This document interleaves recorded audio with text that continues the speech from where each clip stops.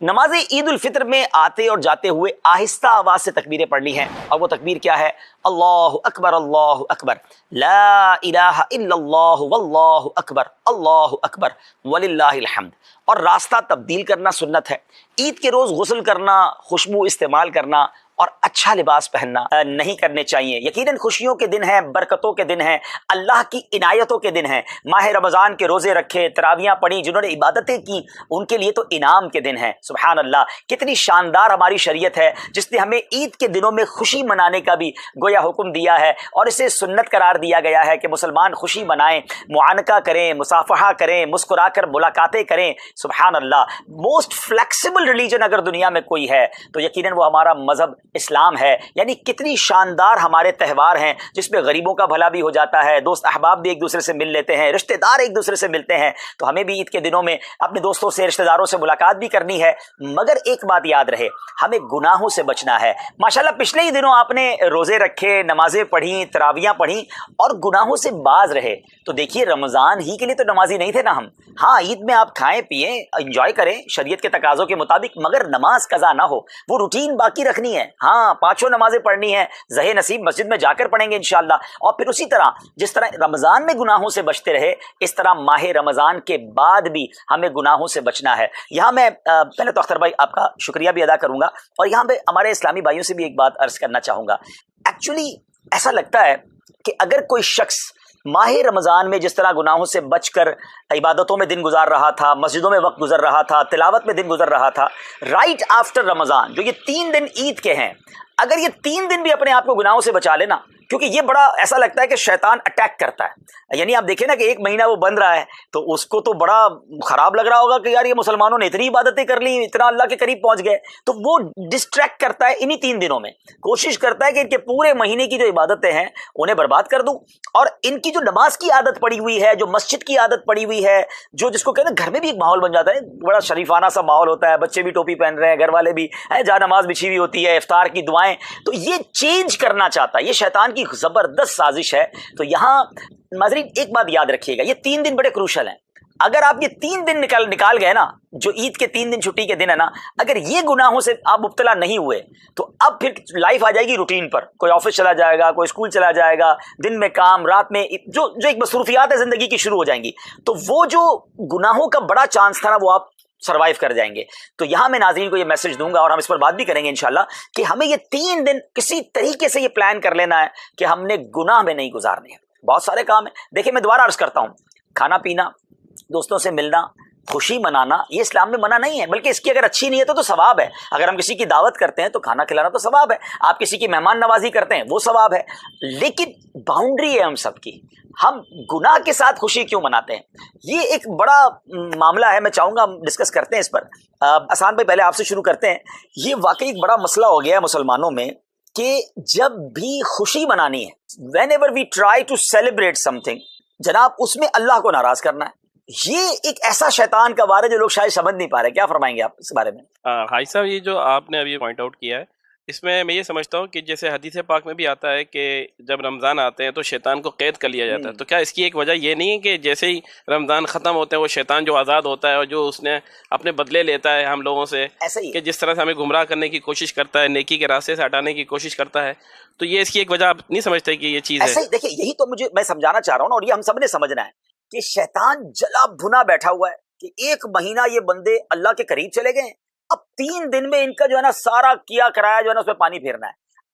अब अक्लमंद कौन है कि शैतान की इस वार को समझ ले और 3 दिन के लिए अपने आप को बचा ले, क्योंकि 3 दिन के बाद वो प्रेशर नहीं रहता बुराइयों का जो इन 3 दिनों में होता है।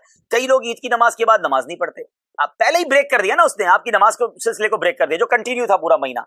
अच्छा, अब मादअल्लाह फिल्में, ड्रामे, गाने, बाजे, बेपर्दगी, बेहयाई, घूमने फिरने जा रहे हैं तो जनाब ऐसी जगह जा रहे हैं जहां जो मिंगलिंग हो रही है और जिसमें बेपर्दगी हो रही है, जो पूरा रमजान हमने नहीं की। तो ये समझना होगा मुझे और आपको। तो अब यहाँ एक छोटा सा जिसको कहते हैं चुपता हुआ मैसेज है कि वो लोग जब ईद का चांद नजर आता है और मस्जिद से दूर हो जाते हैं, नमाजों से दूर हो जाते हैं, गुनाहों की तरफ चले जाते हैं, क्या गैर दानिस्ता तौर पर हम ये पैगाम तो नहीं दे रहे कि शैतान जब तक तू बंद था हम अल्लाह के बंदे थे, हम उसकी इबादत कर रहे थे, अब तू आजाद हो गया, अब हम तेरी बात मानेंगे? ये कितना रॉन्ग मैसेज है। अरे मर्द तो वो होता है जो शैतान को अब ये कहे कि तुझसे जो हो सकता है कर ले। जो आपने कहा था कि शैतान जो है वो अटैक कर रहा है, तुझसे जो हो सकता है कर ले, मैं रहमान का बंदा हूं, तू बंद था, मैंने प्रैक्टिस कर ली। हाँ याद रहे, नेट प्रैक्टिस होती है ना, फिर उसके बाद फाइनल मुकाबला होता है। ये पूरा महीना प्रैक्टिस की है हमने मुकाबले की, और पहली बॉल पे आउट हो गए, पहले ही दिन बोल्ड हो गए कि अभी तो चांद ही नजर आया है और लोग मस्जिदों से दूर चले गए। तो आप सोचे कि ये कैसी प्रैक्टिस थी, ये कैसी तैयारी थी। नहीं नहीं, इस बार तमाम नाजरीन गौर कर लें कि हमने शैतान की बातों में नहीं आना, हमने ईद भी नमाजें पढ़ के गुजारनी है, ईद में भी गुनाहों से बचना है इंशाल्लाह। तो ये इंशाल्लाह सबके लिए मैसेज है। इरफान भाई आपसे बात शुरू करते हैं, ईद कैसे गुजारते हैं वैसे माशाल्लाह? सबसे पहले तो आपको बहुत बहुत मुबारक माशाल्लाह कि आपने इतना अच्छा प्रोग्राम अरेंज किया। जी। ईद का तो ये होता है कि सारा साल एक इंतज़ार होता है। अच्छा। ईद का एक खुशी का दिन होता है। ख़ास तौर पर छोटे बच्चे होते हैं, वो ईद की नमाज की तैयारी करते हैं और उनको बहुत खुशी होती है माशाल्लाह कि ईद की नमाज जाहिर सी बात है साल में एक बार ही होती दो है। बार आती है, बकरा ईद को मिला दूसरी हाँ, तो साल के बाद जो आती है, तो इस वजह से बच्चों में भी वो खुशी होती है। अच्छा, दूसरा ये मैं कहूँगा कि ईद एक इतना खुशी का दिन है कि जितनी भी किसी से गिले शिकवे हों, इस दिन इंसान एक मुसलमान एक दूसरे से गले वाह, मिलकर वाह, वाह, वाह, वाह। सारी गिले शिकवे दूर हो जाते हैं और मोहब्बत भरा पैगाम होता है। सारा दिन इंसान एक दूसरे से, मुसलमान अपने घर वालों से, इससे उससे मिलना जुलना रहता है, जिसकी वजह से दिल से कीना, बुग़्ज़, हसद ये सब निकल जाता है। इस्लाम का ये इतना अच्छा यानी कि मैसेज है। बल्कि ईद की नमाज ही ऐसी है कि नमाज पढ़ते ही फ़ौरन इंसान एक दूसरे से जब गले मिलता है तो उस वक्त सारी यानी कि चले ये तो इरफान भाई एक और पहलू की तरफ ले गए। वैसे नाजरीन सोचिए कि ये जो कह रहे हैं अगर ऐसा है तो बहुत अच्छी बात है, तो जबरदस्त हो गया ना कि गिले शिकवे दूर हो गए और दिल साफ हो गए। मगर ऐसा होता कम है, गले भी मिल रहे हैं, ईद की मुबारकबाद भी दे रहे हैं और दिल से माफ भी नहीं कर रहे। मजा तो इस बात में जो हमारे इरफान भाई कह रहे हैं ना कि बस ईद का दिन आ गया, खुशियों का दिन आ गया, अब क्या दुश्मनी रखनी, अब क्या दिल पे बात रखनी। यार ये भी अल्लाह का बंदा, मैं भी अल्लाह का बंदा, हो गई कोई बात नहीं, दिल बड़ा करें, ईद मुबारक करें। अब ईद मुबारक भी कर रहे हैं और दिल भी भरा हुआ है, तो सुभान अल्लाह, बड़ा अच्छा इनकी, मैं तो समझता हूं हमें पॉइंट मिला है कि आज सारे भाई ये नियत कर लें, खुशी का मौका है ना, माफ कर, हाँ दिल साफ कर लो यार। मैं समझता हूँ ईद की सबसे बड़ा तोहफा ये ईदी अगर किसी को देनी है ना, तो सबसे बड़ी ईदी ये है कि आप सबको माफ कर दें। बस जो हो गया, दिल बड़ा करें, रिश्तेदारों। अच्छा ऐसा भी होता है इरफान भाई, और ऐसा हो सकता है अभी भी कोई हमारे व्यूअर सुन रहे हो हमको कि आज ईद का दिन है मगर फला रिश्तेदार को फोन नहीं करना या फला के घर नहीं जाना है। नहीं वो तो हमारे साथ उन्होंने ऐसा किया था, वैसा किया था। ये कैसी खुशी है कि आप किसी मुसलमान से दूर हैं। ऐसा ना करें, दिल बड़ा करें, सबका भला, सबकी खैर, कोई बात नहीं, माफ कर दें, तोहफा भिजवा दें या उनके घर चले जाएं, उनको भी कहें आज ईद का दिन है, मैं माफ कर दें। अल्लाह करे कि ये खुशियों के साथ हम ईद मनाएं। अच्छा, मैं एक और बात भी आपके तवज्जुह से शेयर करना चाह रहा हूँ। जो माफ़ी का मामला है ना, इंसान अपने दिमाग में, जहन में, दिल में जो चीज़ें भर कर रखता है दूसरे के बारे में, हसद करके या दूसरी चीज़ें, वो अपने ऊपर ही डिप्रेशन का शिकार हो जाता है, बीमारी हो जाता है वो। तो बेहतर ये है कि अपने आप को, उसकी सबसे बेहतरीन दवा यही है कि वो माफ़ कर दे, दिल खाली कर दे, बस ख़त्म कर दे, उसको माफ़ कर दे। इसमें आखिरत के लिए भी उसके लिए अच्छा ही है, और जो दूसरों को माफ़ करता है अल्लाह पाक उसकी भी माफ़ फरमाता है। अच्छा, बड़ी कमाल की बात की इरफान भाई, आपको तो हमें अगले प्रोग्राम में बुलाना पड़ेगा। देखें ये कई लोगों से कई बातें सीखने को मिलती है ना कि असल फायदा तो हमें है। आसिफ भाई क्या कहेंगे आप? हमने किसी से हसद किया हुआ है ना, एक्चुअली हमने अपने ऊपर ही बोझ लिया हुआ है, उसको तो टेंशन ही नहीं है, नींद आपको नहीं आ रही, सोच उसके बारे में आप रहे हैं, दिल पे बोझ आपके कि यार उसने ऐसे क्यों कहा था, वो अच्छा तरक्की कर रहा है तो प्रॉब्लम है, तो टेंशन तो आपने अपने ऊपर ली हुई है, डिप्रेशन अलग चल रहा है, बीमारी अलग चल रही है। तो भाई अपने आप को भी फ्रेश करो, माफ करो और एंजॉय करो। क्या कहेंगे, ईद का पैगाम क्या देंगे आप? टॉपिक तो जो अगर माफी का चल रहा है तो भाई की मैंने बात सुनी है कि इससे अच्छा तोहफा कोई हो ही नहीं सकता कि दिल से माफ कर दिया जाए, और दिल से माफ करना ही बनता है। और आपने भी ये तवज्जो मैं दिलाई है कि आप वाकई अगर ऐसा हो जाए ना तो फिर तो मदीना हो जाए, आसान हो जाएगा, बहुत अच्छा हो जाएगा, माशरे में कितनी खुशियां आ जाएंगी। अच्छा यहाँ मैं एक और बात भी नाज़रीन आपसे करना चाहूंगा, मैं और आप सब क्या चाहते हैं? अल्लाह हमें माफ करे, हमारे सारे, अच्छा हम कहते हैं कि अल्लाह के बारे में, या अल्लाह मेरे सगीरा भी गुनाह माफ कर दे, मेरे कबीरा भी माफ, मेरी हर गलती माफ कर दे। अच्छा है बड़ी लॉजिकली बात, थोड़ी गहरी है, समझ सुनिएगा। मैं रब से ये चाह रहा हूं कि ए अल्लाह तू मेरी हर गलती माफ कर दे। सवाल ये, तुमने दूसरों की गलतियां माफ की हैं, हम किसी की गलतियां ना माफ करें, अल्लाह मेरी गलतियां माफ कर दे। भाई पहले आप बंदों को तो माफ करें ना, और फिर अल्लाह से अर्ज करें कि मौला मैंने बंदा होकर तेरे बंदों को माफ कर। ए अल्लाह तू तो करीम है ना, तू तो रहीम है, तू आज ईद की खुशियों में मुझे भी माफ कर दे। आप बिलीव करें, आप दिल बड़ा कर लें, बहुत अच्छा हो जाएगा। आसिफ भाई वैसे नॉर्मली ईद कैसे गुजरती है? ईद वाले दिन क्या क्या करते हैं, कुछ बताएं ना हमारे नाज़रीन। सर नॉर्मली बस ईद की जो तैयारियां होती हैं, उम्मन असल में ईद तो बच्चों की होती है, और बच्चियां माशाल्लाह, मेरे घर में तो बच्चियां ज्यादा हैं माशाल्लाह, तो माशाल्लाह जो उनके तैयारियां, कपड़ों की रात से ही तैयारियां होती हैं। मैंने एक जहन अपने बच्चों को ये देने की कोशिश की है जो हमें अपने बड़ों से सीखने को मिला है कि मैं अपने हर पिछले कोई 20 साल से कंटिन्यू मैंने इस प्रैक्टिस को रखा हुआ है कि अपने छोटे बच्चे से लेके, मेरे माशाल्लाह 7 बच्चे हैं, तो छोटे से लेके बड़े तक को मैं कोशिश करता हूँ कि ईद वाले दिन इकट्ठे सबको लेके जाऊँ। और वो मेरा जो टूर होता है, सुबह 9 बजे निकलता हूँ और शाम को 4 या 5 बजे मैं वापस आता हूँ। ये कहाँ जाते हैं भाई टूर पे? जी अच्छा, मेरा मानना है कि मैं अपने बच्चों को जो है वो मेरी फुफियों से मिलवाऊं, अच्छा, अपनी खालाओं से मिलवाऊं। सबके घर जाते हैं? मैं सबके घर जाता हूं। अच्छा, मैं अपने ईद वाले दिन तो लोग सो के गुजारते हैं? नहीं, वो एक टाइमिंग सबके से एडजस्ट किए हुए। मैंने को सबको पता होता है कि आसिफ ने आना है।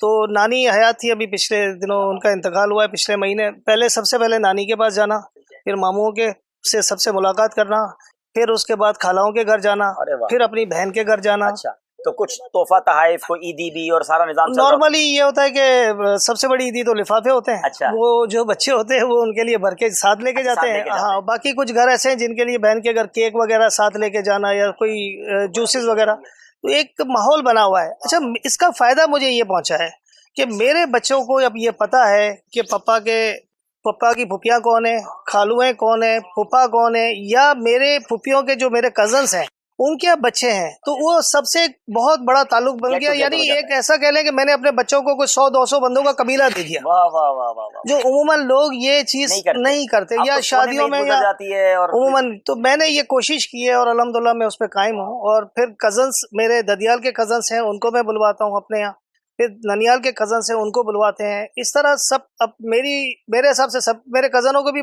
बच्चे जवान हो रहे हैं, तो ये अब एक दूसरे को जानने लगे हैं। यानी ऐसा भी है नाजरीन कि लोग अब अपने रिश्तेदारों को भी पहचानने से, वो खास तौर पे कजन्स को या दूर के रिश्तेदारों को पता ही नहीं होता कि ये भी हमारा कोई रिश्तेदार है। नहीं, मेरे अल्लाह की मेहरबानी से हमारी फैमिली में, बल्कि मेरे तमाम कजन्स इस मामले में सपोर्ट्स करते हैं। हम लोग गैदरिंग भी करते हैं अपने औलादों को अपनी औलादों से। मैं एक बात आज ऑन एयर डिक्लेयर कर देता हूँ कि एक बार इनकी कजन्स की दावत थी, हमारे आसिफ भाई निगरान शुरा के भी रिश्तेदार हैं, तो मुझे उस कजन्स की दावत में मुझे भी इनवाइट किया गया था। और मैंने उस दावत में एक चीज इतनी जबरदस्त सीखी कि मैंने फिर अपनी फैमिली का मशवरा किया घर जाकर कि यार इस तरह तो हमें भी, अच्छा मुझे ये लगा, निगरान शुरा का भी ये अंदाज होता है कि यार हम तो चूंकि मुबल्लिग हैं तो हमें नेकी की दावत जब सारी दुनिया को देनी है तो ये तो हमारा अपना कबीला है ना। तो अब सब जगह दौड़ रहे हैं, भाग रहे हैं, और अपनी फैमिली और खास तौर पे वो लोग जो हम, सही कहा हमने कि अब किसी दावत में मुलाकात होती है और हम लोग तो अब दावतों में भी नहीं जा पा रहे। तो मैंने फिर अपने भाई से कहा कि यार अब्बू भी चले गए, अम्मी भी चली गई, तो हमें एटलीस्ट ददियाल और ननियाल के जो रिश्तेदार हैं उनको साल में 1-2 बार घर पे दावत पर बुलाकर हमारे कजन हमसे मिलें, हम उनसे बातचीत करें। अच्छा, नेकी की दावत भी हो जाएगी और सिला रहमी वाला मामला भी है। तो उसको मैंने अल्हम्दुलिल्लाह वहां से लिया, पिक किया। वैसे तो मुलाकात हो जाती थी, लेकिन एक स्पेशली एक गेट टुगेदर 1-2 घंटे का बातचीत हो रही है, गुफ्तगू हो रही है, एक दूसरे के हाल अहवाल हो रहे हैं, और हम अल्हम्दुलिल्लाह नेकी की दावत भी उसको दे सकते हैं। तो बड़ा कमाल का चलें, हमें चीज मिली कि रिश्तेदारों से मिलकर ईद गुजारें और इससे दिलजोई होती है। हाँ, ये जरूर है नाजरीन, यहाँ एक बात मैं कह दूं कि जो शरीयत के तकाजे हैं रिश्तेदारों से मिलने में, जहां जहां पर्दे का मामला है उसको जरूर आप मलूज़े खातिर रखें कि यार सारे रिश्तेदार हैं, कोई बात नहीं, मिलकर बैठे हैं, मिलकर खा रहे हैं, वो बैरियर रहेगा। उसके अलावा बाकी आप शरीयत के तकाजों के मुताबिक जरूर मिलें। और ये सिला रहमी की तो बात ही जबरदस्त है। कुछ कहना चाहेंगे इरफान भाई? जी, मैं ये अर्ज करना चाहूँगा कि माशाल्लाह ईद के हवाले से ये प्रोग्राम रखा गया है। अमीर सुन्नत दामत बरकातुहुल आलिया बड़ा प्यारा जहन देते हैं, जैसा कि अभी मौजू भी चला था कि ईद वाले दिन जो है हमें गुनाहों से बचना है और नेकियों में गुजारना है। तो अल्हम्दुलिल्लाह अमीर सुन्नत दामत बरकातुहुल आलिया ने मदनी काफिले का जहन दिया है। ये बात मेरी रह गई थी और ये बहुत जबरदस्त अच्छा, अब उसका जवाब मिल गया लोगों को। कुछ लोग मुझे कहते थे यार पूरा महीना एतिकाफ किया है, ये 3 दिन ईद वाले तो घर पे गुजारने थे, कहते 3 दिन मदनी काफिले में जाओ। और ईद के मदनी काफिलों पर इन्फसाइज है दावत इस्लामी में। तो कुछ लोग कहते थे यार ईद के दिन तो काफिले में ना भेजे किसी को। ये अमीर अहले सुन्नत है ना, ये कमाल के माहिर नफ्सियात हैं, इनको इतनी बारीकियां पता है कि ये 3 दिन अगर ये बंदा गुनाह से बच गया ना, ये यानी दूसरे लफ्ज़ों में सोचे कि सैलाब आएगा, हमें पता है गुनाहों का सैलाब आएगा। अब आप सैलाब के रास्ते से हट गए, मस्जिद में जाके बैठ गए 3 दिन के बाद आप आए तो सैलाब गुजर गया। अब सब लोग रूटीन पे, कोई कारोबार पे चला गया, कोई नौकरी पे चला गया, कोई स्कूल कॉलेज, सब लोग लाइफ स्टाइल नॉर्मल हो गया। तो वो सैलाब से अगर बचना है, अगर तो घर में है तो इबादत का सिलसिला जारी रखें। और सबसे बेस्ट तरीका जो हमारे इरफान भाई ने याद दिलाया, इसलिए शायद बहुत सौ को आज जवाब मिल जाएगा कि दावत इस्लामी में क्यों ये नारा लगाया जाता है कि ईद के 3 दिन मदनी काफिले में गुजारें, क्योंकि वो जानते हैं कि यही वो 3 दिन है जिसमें शैतान अपना, जिसको कहते हैं, पूरा जोर लगा देता है। चले नाज़रीन, हमारी तरफ से भी दावत कबूल कर लें। अगर आज ईद का पहला दिन है तो अगले 3 दिन के लिए आप मदनी काफिले की नीयत कर लें, तो इंशाअल्लाह ये ईद की एक और खुशी का जो है वो अंदाज हो जाएगा। सुभान अल्लाह। माशाल्लाह कई आशिकाना रसूल 1 माह का इत्तिकाफ भी करते हैं और अमीर और फिर चांद रात से मदनी काफिले में सफर भी करते हैं। क्या बात है, माशाल्लाह। हम अहमद भाई से बात करते हैं। अहमद भाई माशाल्लाह, आप कैसे वैसे नॉर्मल ईद मनाते हैं? सबसे पहले तो एक दिन ये चांद रात से ही जो है ना बच्चे जो भी होते हैं ना बहुत एक्साइटेड होते हैं। एक्साइटेड होते हैं हाँ। और कपड़े पहले से ही जो है ना वो निकाल के रखते हैं अपने, तो सुबह ये पहनना है और आप जैसे ही ईद की नमाज़ पढ़ के आएंगे तो हम फिर अपनी फैमिली से मिलने के लिए जाएंगे। लेकिन ईद की नमाज़ पढ़ने के बाद मैं ऐसा सोचता हूँ कि पहले हमें कब्रिस्तान जाना चाहिए। वाह वाह। जो हमारे साथ नहीं हैं उनसे पहले मुलाकात करें, उनको वहाँ पहले अपना सलाम पेश कीजिए और फिर उसके बाद अपने जो बड़ा बड़ा प्यारा काम है और ये अच्छा काम है ईद वाले दिन कब्रिस्तान जाना। और बड़ा जिसको कहते हैं ना कि हार्ट टचिंग जुमला का है कि वो जो हमारे साथ नहीं है ईद के दिन उनसे मिलने जाएं। वाकई मैं ये बात तो यकीनन हमसे ज़्यादा कौन जानता है कि जिसके माँ बाप नहीं है वो ईद वाले दिन कितना याद आते हैं। तो बहरहाल माँ बाप की कदर करो जिनके पास माँ बाप हैं, और जब वो चले जाते हैं तो ख़ास तौर पर इन दिनों बड़े याद आते हैं, चाहे वो रमज़ान हो, चाहे वो ईद हो, चाहे वो बड़ी रातें हों, क्योंकि वो जो उनके साथ एक अटैचमेंट होती थी, जो मोहब्बतें मिलती थी, जो दुआएं मिलती थी। तो अल्लाह करीम हम सब के माँ बाप की मग़फ़िरत फरमाए। और मैं आपसे भी कहूँगा कि जिनके माँ बाप चले गए, रिश्तेदार चले गए, ज़रूर कब्रिस्तान जाया करें और उनके लिए दुआएं भी करें। अच्छा, फिर उनके लिए इसाले सवाब का भी इंतज़ाम करें। तो बहुत ज़बरदस्त आपने बात की। माशाल्लाह इतनी देर से अभी इरफान भाई ने गले मिलने का जिक्र किया, इन्होंने रिश्तेदारों से मिलने का जिक्र किया, इन्होंने कब्रिस्तान जाने का जिक्र किया। सबके माशाल्लाह अपने अपने व्यूज़ हैं और सबके अपने अपने एक्सपीरियंस हैं। मैं आपसे एक सवाल ये पूछना चाहूँगा कि आप अलैहिस्सलातु वस्सलाम जो है ना उनकी आदत करीमा क्या थी? ईद आप अलैहिस्सलातु वस्सलाम किस तरह गुजारते थे? सुभान अल्लाह। नबी पाक की बहुत सारी सुन्नतें और प्यारे आका के तरीके किताबों में लिखे। जैसे ईद उल फितर है तो उसमें यह है कि कुछ खाकर या मीठा खाकर ईद के लिए जाएं, फिर तकबीर आहिस्ता आवाज में पढ़नी है। जब बड़ी ईद को जाते हैं तो बड़ी आवाज में तकबीर पढ़नी है। फिर नबी पाक का भी अंदाज था कि ईद के लिए जाते हुए एक रास्ते से जाते, वापसी दूसरे रास्ते से तशरीफ लाते, ताकि दुनिया को पता चले, वहाँ के लोगों को पता चले कि मुसलमान कितनी बड़ी तादाद में है। फिर उसके बाद मुआनका करना, मुलाकात करना, लोगों को मुबारकबाद देना। तो ये सरकार दो आलम अलैहिस्सलाम का तरीका। लेकिन ये बात वही आ जाती है कि हमारी खुशियां जो है ना, आसिफ भाई एक मेरा दर्द है, मैं चाहता हूं आज इसको हम थोड़ा सा डिस्कस करें मिलकर। हल्की सी बात इस पर हुई थी, थोड़ा इसको और एलोबरेट करते हैं कि ये पता नहीं क्या शैतान ने गेम की है हमारे साथ कि जब भी हम खुशी बनाते हैं ना, पता नहीं क्या खप्त सवार हो जाता है कि उस खुशी में अल्लाह को नाराज करने वाला काम कहीं ना कहीं से ऐड कर देते हैं। अब ईद बड़ी इनाम का दिन है, यानी इस दिन तो मगफिरत तकसीम करने के वादे हैं, मगर इस दिन गाने बाजे, नाच गाने, रोडों पे आप देखते हैं स्पीकर लग जाते हैं, लोग बेहयाई की तरफ जा रहे होते हैं, फिल्मों की टिकटें बुक हो जाती हैं। अच्छा, ईद में ये हुआ। अच्छा, अब आगे चलते हैं बर्थडे। पहले तो औलाद की बड़ी तमन्ना है, बड़ी दुआओं से औलाद हुई तो उसकी जो पार्टी की, उसमें कोई ना कोई गाने बाजे नाच गाने हो गए। बर्थडे हुई तो जनाब बर्थडे के अंदर कोई ना कोई गलत काम करना है। अच्छा जनाब शादी हुई, अल्लाह अकबर, पहले तो माँ बाप कितनी दुआएं करते हैं बच्चों की शादी हो जाए, अल्लाह अच्छा रिश्ता दे दे। जैसे ही शादी हुई तो शादी के तो इतने फंक्शंस और ऐसे ऐसे काम गलत होना शुरू हो गए कि मैं कहूं तो गलत नहीं होगा कि कौन सा गुनाह है जो शादी में अब नहीं हो रहा। फिर आगे चले, नया घर अल्लाह ने दिया ना, नेमत मिली, उस नए घर में दोस्तों को बुलाना है तो कोई ऐसा काम करना है जिसमें रब नाराज हो जाए। नया बिजनेस शुरू किया, कोई इनॉग्रेशन है, चाहे आपके जनाब प्रोजेक्ट की इनॉग्रेशन है, कोई आपकी दुकान की इनॉग्रेशन है, इफ्तिताह है, तो उसमें भी बाज़ औक़ात ऐसे काम हो रहे होते हैं जो नहीं होने चाहिए। तो ये कहां से शैतान ने गेम किया है कि अकल क्या कहती है कि जब जो मुझे देने वाला है उसका मैं थैंक्स कहूंगा, उसका शुक्रिया अदा करूंगा, ना कि उसको नाराज करूंगा। तो हम इतने अजीब एक दोराए पे आके खड़े हो गए हैं कि खुशी और गुनाह ये साथ मिला लिया है हमने। आज अगर एक मैसेज ले लें ना नाज़रीन, मैं समझता हूं मेरा ये प्रोग्राम कबूल हो जाएगा, प्रोग्राम वसूल हो जाएगा, कि आज एक मैसेज ले लें कि वो कैसी खुशी है कि मैं तो खुश हो रहा हूं, मेरी फैमिली खुश हो रही है, मेरे दोस्त खुश हो रहे हैं और मेरा रब नाराज हो रहा है। मुझे खुशी देने वाला नाराज हो रहा है, बाकी हम एंजॉय कर रहे हैं। ये कैसी खुशी है? मुझे इसका जवाब दे दें। एक नियत कर लो, आज मैं खुशी आइंदा ऐसे मनाऊंगा कि मैं भी खुश, मेरे बच्चे भी खुश और मेरा रब भी राजी। Simple is that. और इस फॉर्मूले में रॉन्ग कुछ नहीं है। अच्छा, जब अल्लाह को राजी करके खुशी बनाएंगे ना, शुक्र करके बनाएंगे, तो अल्लाह क्या फरमाता है? ला इन शकरतुम ला अज़ीदन्नकुम, तुम मेरा शुक्र अदा करो मैं तुम्हें और अता करूंगा। यानी इट मींस मेरी खुशियां मल्टीप्लाई होना शुरू हो जाएंगी। हमने ये देखा है कि बहुत सारे लोग खुशियां मनाते हैं, बड़ा एंजॉय करते हैं, गाने बाजे, हल्ला गुल्ला, बेहयाई, थोड़े दिनों बाद उनको उस खुशी को नजर लग जाती है। शादी की तो औलाद नहीं हो रही, बच्ची परेशान है, यार मैंने इतना बड़ा करोड़ों रुपए खर्च किए थे और बच्ची अपने घर में खुश नहीं। बस तुमने उस शादी में रब को कितना नाराज किया था, तुमने इस कारोबार के शुरू करने में कितना हंगामा ढोल तमाशा किया था, कारोबार बैठ गया। अगर इसी कारोबार में तुम अल्लाह का शुक्र अदा करते हैं, जिक्र अस्कार करते, अल्लाह रसूल की बातें करते, कुरान खानी करते, गरीबों की मदद कर देते इतने पैसों में।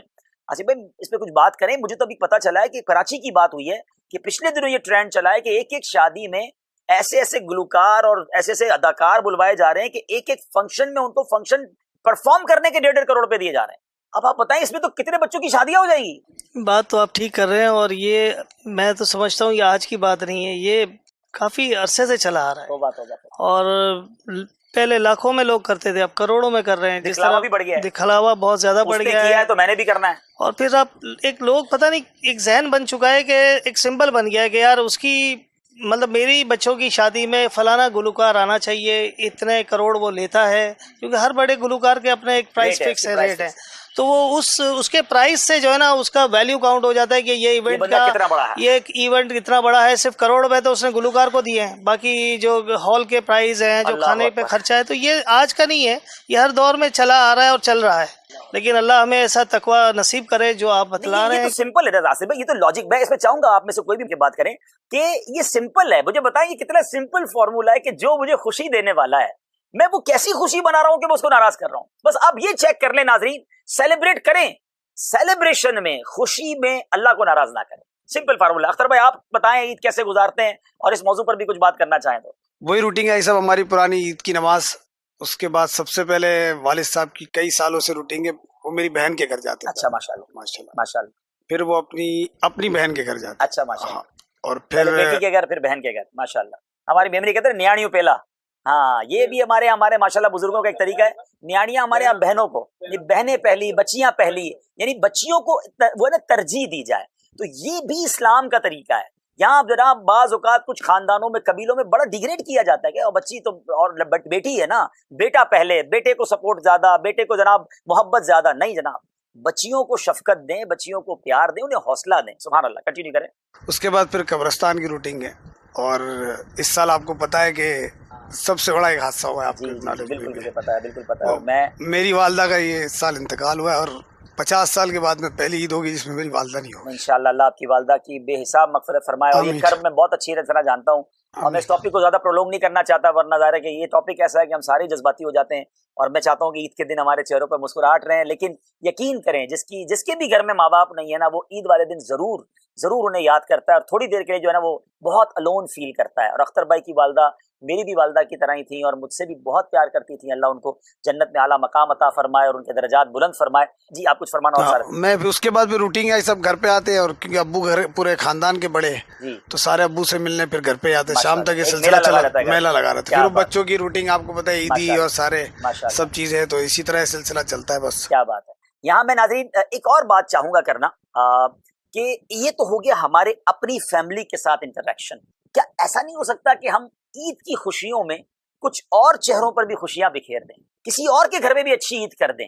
हमारे बच्चों को ईदी भी दे रहे हैं, कपड़े भी जबरदस्त पहना दिए, तैयारी भी कर रहे हैं, लेकिन कुछ घराने ऐसे हैं जी नाजरीन जिनके घरों में आज ईद के दिन भी अच्छा खाना नहीं बना होगा। हो सकता है उनके बच्चों ने आज भी अच्छे कपड़े नहीं पहने होंगे। आज भी कुछ यतीम बच्चे होंगे जिनके सर पर बाप का साया नहीं है। थोड़ा सा बाहर निकलिए, बल्कि बाहर ना निकलिए, थोड़ा सोच लीजिए। आपके अपने मुलाजमीन, आपके अपने गरीब रिश्तेदार, आपके आसपास पड़ोसी या कुछ गरीब इलाके आपके घर पे कुछ काम करने वाले वालियां हैं। अच्छा एक और फिनोमेना पता क्या बन गया है कि हम ये समझते हैं कि यार जो मांगने नहीं आया ना उसको क्या देना, उसके पास है इसका मतलब। ये हमारी शायद बहुत बड़ी भूल है। असल जो सफेद पोश होता है ना वो बेचारा कर्जा ले लेगा, वो हाथ नहीं फैलाएगा। मांगने वाले बहुत थोड़े हैं, परेशान बहुत ज्यादा हैं। आजकल जो पिछले साल 2 साल में महंगाई हुई है, आप क्या कहेंगे इस बारे में? ये इतनी महंगाई हुई है कि 20, 25, 30 हजार वाले आदमी का तो गुजारा ही नहीं है। ईद तो उसके लिए बहुत बड़ी चीज है, ईद के पैसे कहां से लाएगा वो? उसको पहले ही घर में, यानी मैं जो समझता हूं, if I am not wrong, कि 20, 25, 30, 35, 40 हजार वाला भी शायद एंड ऑफ द मंथ कर्जे में ही होता है। बड़ी मुश्किल से वो दिन गिन रहा होता है कि कब पहली तारीख आएगी, तो कपड़े कहां से दिलाएगा? भाई साहब जैसे आपको याद होगा कोविड की ड्राइव में जब हम साथ होते थे तो आपने कहा था कि उन लोगों के फोन आए जो अच्छे खासे सेट लोग थे और अच्छी सैलरी वाले लोग थे, वो भी परेशान थे। मुझे व्हाइट कॉलर तो आज बहुत ज्यादा परेशान। एक कॉल भूलती नहीं आसिफ भाई, जब कोविड के जमाने में दावत इस्लामी राशन तकसीम कर रही थी ना, एक कॉल मुझे आई और उसने मुझे हिला के रख दिया कि उस बंदे ने कहा कि मेरी 48,000 सैलरी थी, मैं बड़ी अच्छी जिंदगी गुजार रहा था, मैं खुद अल्लाह की राह में खर्च करता था, मगर 6 महीने से ऑफिस ही बंद है और सैलरी नहीं मिल रही है, काम से निकाल दिया गया है और अब ऐसी पोजीशन है कि खाने को घर में कुछ नहीं है। अगर आपने मेरे घर पे राशन भेजना है तो प्लीज बराबर वालों को भी पता ना चले, वरना ना भेजिएगा। यानी जो सफेद पोश होता है ना उसके लिए जान निकल जाती है। लेकिन मैं यहाँ एक मशवरा दूंगा, आपको भी दूंगा, मैं अपने आप को भी मशवरा दे रहा हूँ और मेरे नाज़रीन को भी दे रहा हूँ। हम ये क्यों सोचते हैं कि हमारे मुलाजमीन, हमारे गरीब रिश्तेदार आए नहीं है मांगने तो वो सफिशिएंट होंगे? वो इसलिए नहीं आए कि उनकी जबान नहीं उठी है। अगर अल्लाह ने आपको नवाजा है, मैं आपको मशवरा वैसे ही दे देता हूँ, आप अगर इन्वेलप बना लें और 10-10 हजार, 5-5 हजार अल्लाह ने नवाजा है तो 20-20 हजार क्या अपने रिश्तेदारों के लिए बगैर उनके कहे ईदी का लिफाफा भिजवा दें, तो क्या उनके चेहरों पे मुस्कुराहट नहीं आई? क्या वो अपने बच्चों को जो सोच के रखा था कि यार ये चीज दिलानी थी वो दिला नहीं देंगे? हमें शायद इतना फर्क ना पड़े, अल्लाह ने बहुत सो को बहुत नवाजा है। खुदारा ईद वो है कि किसी के चेहरे पे मुस्कुराहट आ जाए। मेरे बच्चे तो हर ईद पर अच्छे खाने खाते हैं, हर ईद पर अच्छे कपड़े पहनते हैं। क्या मैं नहीं कहता आप 50 घर, अगर अल्लाह ने नवाजा तो 100 घराने आप स्पॉन्सर करें। कम से कम एक घर में तो ईद करवा दो यार, कम से कम एक घर में तो खुशियां करवा दो, उसके घर में अच्छा खाना बन जाए। अच्छा, हम बाज़ औक़ात जो है ना चीजें भेजते हैं, मेरा मानना ये कि कैश दे दे। हो सकता है उसने कपड़े ले लिए हो, खाने की जरूरत हो सकता है